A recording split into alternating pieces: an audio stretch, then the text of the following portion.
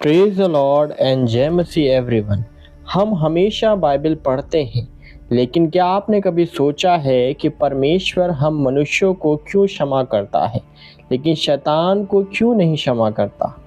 सबसे पहले हम देखेंगे कि परमेश्वर मानव जाति को क्यों क्षमा करता है। बाइबल के अनुसार परमेश्वर मनुष्यों को इसलिए माफ़ करते हैं क्योंकि वह एक प्रेम पूर्ण और दयालु सृष्टि करता है, जो लोगों से इतना प्रेम करते हैं कि उन्हें उनके पापों में नहीं छोड़ सकते। भजन संहिता 145 का 8वें वचन में लिखा है, यहोवा अनुग्रहकारी और दयालु, विलम्ब से क्रोध करने वाला और अति करुणामय है। परमेश्वर का प्रेम, परमेश्वर की क्षमा लोगों के प्रति उनके प्रेम का प्रतिबिंब है और पाप द्वारा टूटे हुए परमेश्वर और मनुष्यों के बीच के रिश्ते को पुनर्स्थापित करने की उनकी इच्छा है।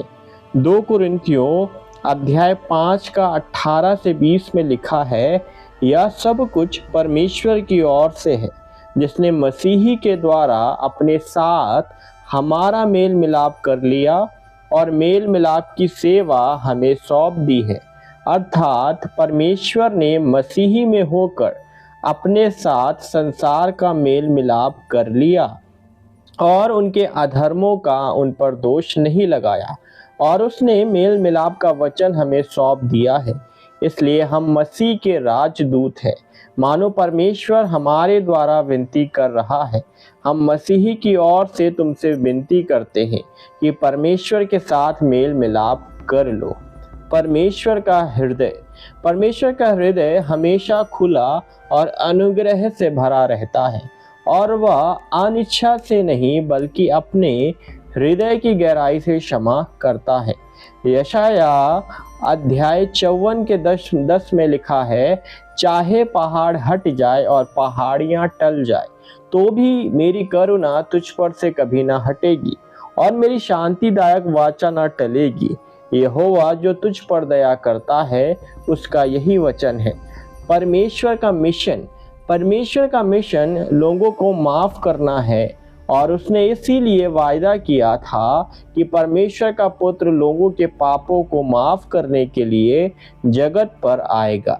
इसीलिए यूहन्ना अध्याय 3 का 16 और 17 में लिखा है, क्योंकि परमेश्वर ने जगत से ऐसा प्रेम रखा कि उसने अपना एक लौता पुत्र दे दिया, ताकि जो कोई उस पर विश्वास करे वह नाश ना हो परंतु अनंत जीवन पाए। परमेश्वर ने अपने बेटे को जगत में इसलिए नहीं भेजा कि वह जगत को अपराधी ठहराए, बल्कि उसे इसलिए भेजा कि उसके द्वारा जगत का उद्धार हो। सभी लोगों के सभी पापों को क्षमा करने का परमेश्वर का चुनाव इस बात को दर्शाता है कि वह कौन है। वो जगत का सृष्टिकर्ता, प्रेम, अनुग्रह और दया से परिपूर्ण है। परमेश्वर की क्षमा लोगों के योग्य होने या उनके पापी के मात्रा, यानी उन्होंने जो पाप किया है उस मात्रा के आधार पर भेदभाव नहीं करती है। परमेश्वर सभी को क्षमा करता है जो उससे क्षमा मांगते हैं, माफी मांगते हैं। अब देखते हैं कि परमेश्वर शैतान को माफ क्यों नहीं करते हैं। अगर मैं अपने विचारों को व्यक्त करूं तो मुझे लगता है कि शैतान कभी भी अपने पापों को और अपने आप को बदलना नहीं चाहता है, और ना ही उसने कभी भी परमेश्वर से माफी मांगी है। 1 यूहन्ना अध्याय 3 पद 8 में लिखा है, जो कोई पाप करता है वह शैतान की ओर से है, क्योंकि शैतान आरंभ ही से पाप करता आया है। लेकिन परमेश्वर का पुत्र इसलिए प्रकट हुआ कि शैतान के कामों का नाश करे। हम देखते हैं कि मनुष्य यानी आदम को निर्दोष बनाया गया था और सांप वहां पर आया। सांप धोखेबाज है और सृष्टि के परमेश्वर का स्पष्ट रूप से विरोधी है। हम वचन में देखते हैं कि शैतान आरंभ ही से पाप करता हुआ आया है। हम इंसान हैं और हम इस पाप में संसार में रहते हुए कभी कभी हमसे पाप होते रहते हैं। इसलिए जब हम पाप करते हैं तब हमारे मन में अफसोस भी होता है, यानी हमें गिल्ट भी आता है, क्योंकि पवित्र आत्मा हमें याद दिलाती है कि हमने पाप किया है। वो इसीलिए होता है क्योंकि परमेश्वर ने हमें अपने स्वरूप में बनाया है और उन्होंने हमें अपनी पवित्र आत्मा भी दी है, और हम तुरंत अपने पापों की माफ़ी मांगते हैं और परमेश्वर हमें माफ़ करते हैं और अपने लहू से धोकर हमें शुद्ध करते हैं। जैसे कि वचन 1 यूहन्ना अध्याय 1 और उसका 9 पद में लिखा है, यदि हम अपने पापों को मान लें तो वह हमारे पापों को क्षमा करने और हमें सब अधर्म से शुद्ध करने में विश्वास योग्य और धर्मी है। लेकिन शैतान कभी भी माफ़ी नहीं मांगता है, वो हमेशा परमेश्वर का विरोध करता है। शैतान कभी क्षमा नहीं चाहता और उसने कभी परमेश्वर से क्षमा नहीं मांगी। उसे ईश्वरीय दया की कोई इच्छा नहीं है। शैतान का एकमात्र लक्ष्य विजय प्राप्त करना है। उसकी मुख्य महत्वाकांक्षा पूरी सृष्टि पर शासन करना है। यशाया अध्याय 14 उसका 12 से 14 पद में लिखा है, हे भोर के चमकने वाले तारे, तू कैसे आकाश से गिर पड़ा है। तू जो जाति जाति को हरा देता था, तू अब कैसे काट कर भूमि पर गिराया गया है। तू मन में कहता तो था, मैं स्वर्ग पर चढ़ूंगा, मैं अपने सिंहासन को ईश्वर के तारागढ़ से अधिक ऊंचा करूंगा और उत्तर दिशा की छोर पर सभा के पर्वत पर विराजूंगा। मैं मेघों से भी ऊंचे ऊंचे स्थानों के ऊपर चढ़ूंगा, मैं परम प्रधान के तुल्य हो जाऊंगा। लूसीफर अपनी सुंदरता, बुद्धि, शक्ति और पद से इतना प्रभावित हो गया कि वह अपने लिए वह सम्मान और महिमा पाने की इच्छा करने लगा जो केवल परमेश्वर का है और परमेश्वर का था। लूसीफर के घमंड और सत्ता की चाहत ने उसे परमेश्वर के खिलाफ विद्रोह करने के लिए प्रेरित किया। लूसीफर का घमंड संसार में पाप की वास्तविक शुरुआत को दर्शाता है कि पाप कहां से संसार में या जगत में आया। पवित्र शास्त्र बताता है कि लूसीफर का घमंड ही उसके पाप का कारण था, क्योंकि वह परमेश्वर की सेवा करने से नाराज और विद्रोही हो गया था। लूसीफर के विद्रोह के कारण से ही वह स्वर्गदूत से शैतान में परिवर्तित हो गया। अब हम देखेंगे कि शैतान के तरीके और चालें बहुत सारी हैं, लेकिन वो क्या क्या हैं। पहली बात, शैतान प्रलोभन या परीक्षा लेकर आता है। उत्पत्ति अध्याय 3 उसका 1 से 5 में हम देखते हैं, यहोवा परमेश्वर ने जितने बैनेल पशु बनाए थे उन सब में सर्प धूर्त था, और उसने स्त्री से कहा, क्या सच है कि परमेश्वर ने कहा कि तुम इस वाटिका के किसी वृक्ष का फल ना खाना। स्त्री ने सर्प से कहा, इस वाटिका के वृक्षों के फल हम खा सकते हैं, पर जो वृक्ष वाटिका के बीच में है उसके फल के विषय में परमेश्वर ने कहा है कि ना तो तुम उसको खाना और ना उसको छूना, नहीं तो मर जाओगे। तब सर्प ने स्त्री से कहा, तुम निश्चय ना मरोगे, वरन परमेश्वर आप जानता है कि जिस दिन तुम उसका फल खाओगे उसी दिन तुम्हारी आंखें खुल जाएंगी और तुम भले बुरे का ज्ञान पाकर परमेश्वर के तुल्य हो जाओगे। पहली बात हम यहाँ पर देख लेते हैं कि शैतान ने किस प्रकार से हव्वा को बहकाया, किस प्रकार से उसके जीवन में परीक्षा लेकर आया और वहां पर हव्वा हार गई और हव्वा और आदम दोनों ने परमेश्वर की आज्ञा का विरोध किया। दूसरी बात, शैतान बुरे कामों का अंजाम देता है या शैतान बुरे कामों को अंजाम देता है। 1 यूहन्ना अध्याय 3 उसका 8 पद में लिखा है, जो कोई पाप करता है वह शैतान की ओर से है, क्योंकि शैतान आरंभ ही से पाप करता आया है। परमेश्वर का पुत्र इसलिए प्रकट हुआ कि शैतान के कामों को नाश करे। हम देखते हैं कि कई बार इस संसार में हर बातें बुरी बुरी होती रहती हैं जो मनुष्य के द्वारा किए जाते हैं, लेकिन उसके पीछे की शक्तियां हम कई बार नहीं पहचानते हैं, कई बार नहीं जान पाते हैं।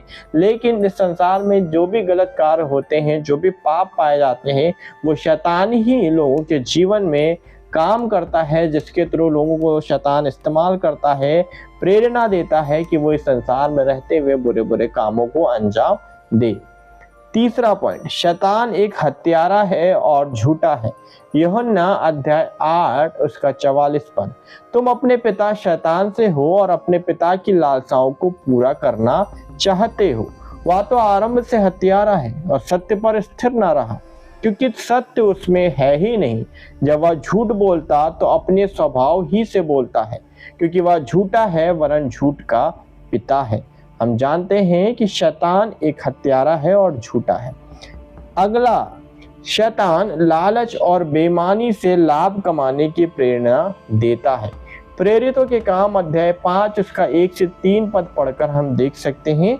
और हनन्याह नामक एक मनुष्य और उसकी पत्नी सफीरा ने कुछ भूमि बेची और उसके दाम में से कुछ रख छोड़ा, और यह बात उसकी पत्नी भी जानती थी, और उसका एक भाग लेकर प्रेरितों के पांव के आगे रख दिया। परंतु पतरस ने कहा, हे हनन्याह, शैतान ने तेरे मन में यह बातें क्यों डाली कि तू पवित्र आत्मा से झूठ बोले और भूमि के दाम में से कुछ रख छोड़े। हम देखते हैं कई बार शैतान मनुष्यों के जीवन में ऐसी लालच लेकर आता है या ऐसी बेईमानी लेकर आता है जिससे लोग ये हनन्याह और सफीरा जैसे पापों को करते हैं। अगला पॉइंट, शैतान परमेश्वर के लोगों पर झूठा आरोप लगाता है। अगर हम आयूब अध्याय 1 पढ़कर देखेंगे तो हम उसमें देख सकते हैं कि कैसे शैतान ने आयूब के जीवन पर दोष लगाया, लेकिन आयूब अपने जीवन में परमेश्वर के प्रति वफादार रहा। जकरिया अध्याय 3 उसका 1 और 2 पद पढ़कर भी हम देख सकते हैं। उसने यहोशू महायाजक को यहोवा के दूत के सामने खड़ा हुआ मुझे दिखाया, और शैतान उसकी दाहिनी ओर उसका विरोध करने को खड़ा था। तब यहोवा ने शैतान से कहा, हे शैतान, यहोवा तुझको घुड़के। यहोवा जो यरूशलेम को अपना लेता है वही तुझे घड़के। क्या यही आग से निकली हुई लुकटी सी नहीं है? अगला पॉइंट, शैतान दुष्ट और सशस्त्र योद्धा है। इफिसियों अध्याय 6 उसका 11 से 16 पद पढ़कर हम देख सकते हैं, जहां पर परमेश्वर के सारे हथियारों के बारे में लिखा हुआ है। परमेश्वर के सारे हथियार बांध लो कि तुम शैतान की युक्तियों के सामने खड़े रह सको, क्योंकि हमारा यह मल्ल युद्ध लहू और मांस से नहीं, परंतु प्रधानों से और अधिकारियों से और इस संसार के अंधकार के हाकिमों से और उस दुष्टता की आत्मिक सेनाओं से है जो आकाश में है। इसलिए परमेश्वर के सारे हथियार बांध लो कि तुम बुरे दिन में सामना कर सको और सब कुछ पूरा करके स्थिर रह सको।